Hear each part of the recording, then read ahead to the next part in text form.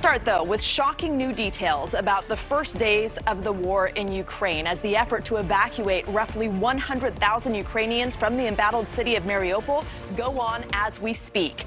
NewsNation's Washington correspondent Kellie Meyer joins us now with the very latest. And Kellie, what are these new details about the failed attempt to capture the president of Ukraine? Well, that's right, Rudabeh. This new report details just how close Russia got to killing or taking hostage President Zelenskyy in those early hours of the invasion of Ukraine. The Pentagon sharing with us today their reaction to this eye-opening story.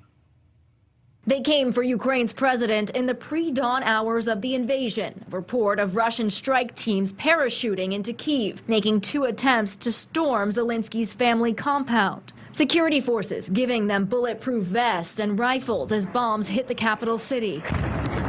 In a new interview with Time magazine, Zelenskyy detailed how close he came to being captured or killed, surviving the attack undeterred and unscathed. Zelenskyy later recording a defiant message. The Pentagon today noting how impressive a leader Zelenskyy has been for his country. When I hear about this anecdote is the inspirational leadership of President Zelenskyy, that he never left. He's still there.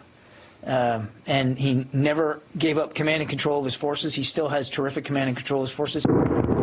Meanwhile, in Ukraine, civilians still stuck in a steel plant in Mariupol, and Ukrainian forces trying to hold off Russian attempts to advance in the south and east of the country.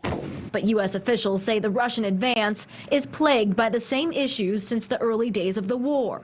Short on food and fuel, with its army again battling logistic issues and supply shortfalls. Moscow is issuing thinly veiled threats to use nuclear weapons, so-called tactical warheads used on the battlefield, not more powerful strategic weapons. Today, the Pentagon said the distinction doesn't matter. A nuclear weapon's a nuclear weapon. And you can talk all you want about low yield and tactical and all that.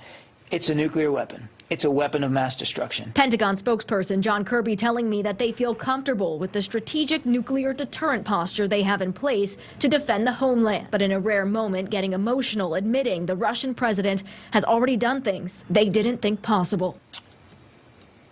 Sorry. It's difficult to look at some of the images and imagine that any well-thinking, serious, mature leader would do that.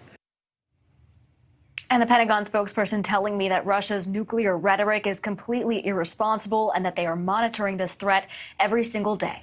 Rudabeh? Kellie Meyer, thank you. Thank you for watching. Click the red subscribe button below so you can get more of NewsNation's fact-driven, unbiased coverage.